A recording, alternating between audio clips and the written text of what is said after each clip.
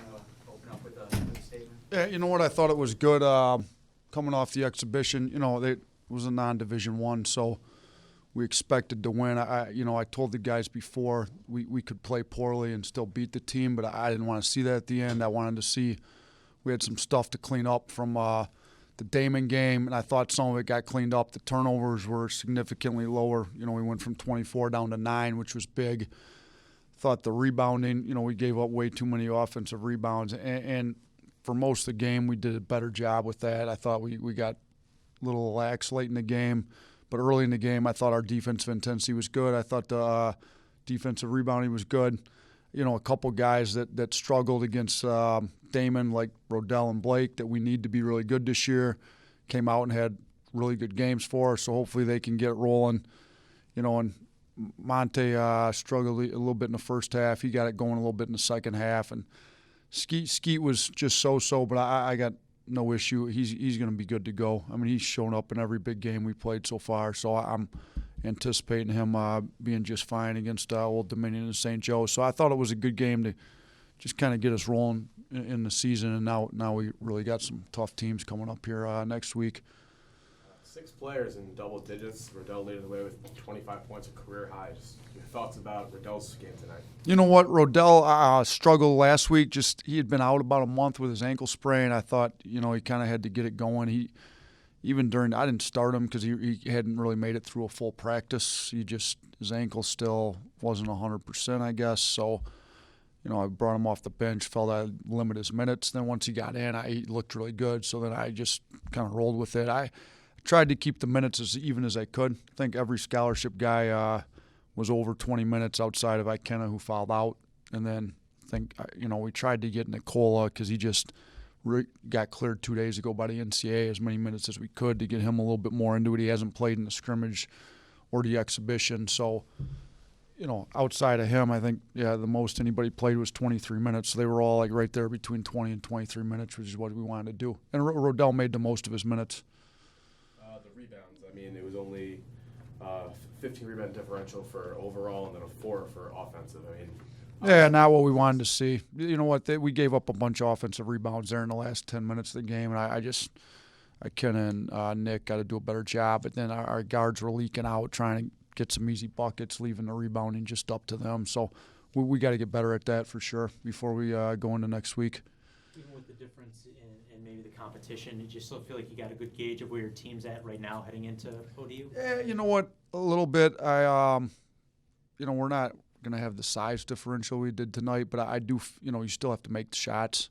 So we've got guys that were making shots. You know what?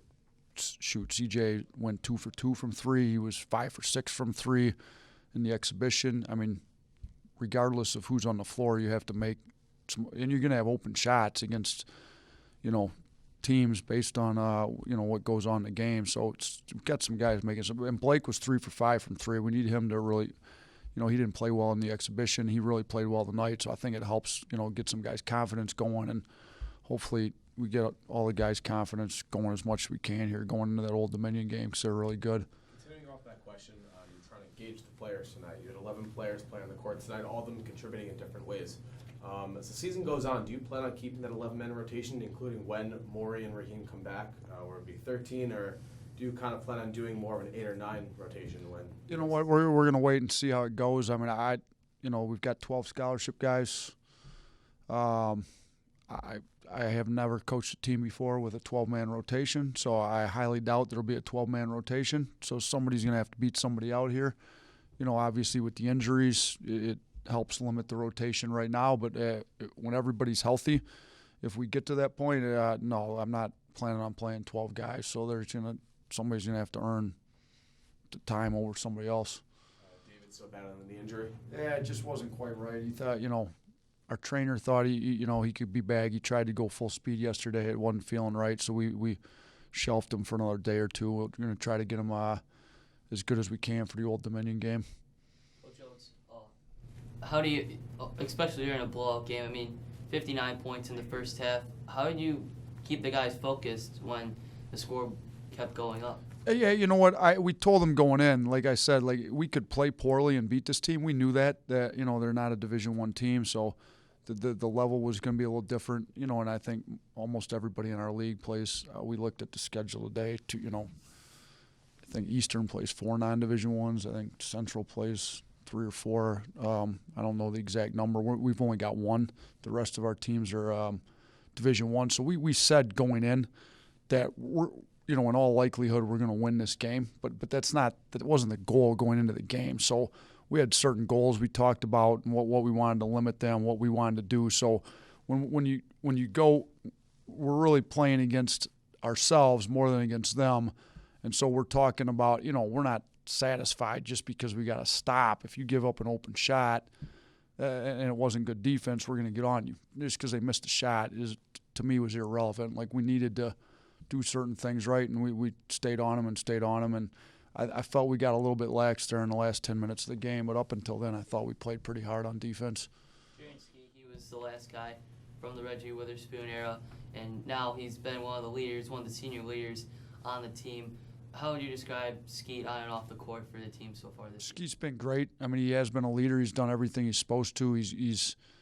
I've thought he's been great since I've got here. This is my 3rd year coaching him. Like, he's one of my favorite kids I've coached. He's one of the smartest kids I've coached. He's really stepped up in a leadership role this year. He didn't put up great numbers tonight, but I thought if you watched him on the bench, he's into it. He's coaching. He's not begging for get me back in to get my numbers up. He wasn't like that, and that's what I'm saying. Like, I don't think I have no issues with him. Like, we're gonna go into Old Dominion. It's gonna be a big game, and I'm confident he's gonna play great. And I think that's kind of how he is. I mean, you look back at the Kentucky game, he hit 4 threes in the first half. I mean, we go to Kent State last year. He opened the game up with the first 12 points of the game. He was 4 for 4 from 3. Like, he plays really big in big games. So I'm confident he'll be there when we need him to be there. Thanks. Thanks. Yep.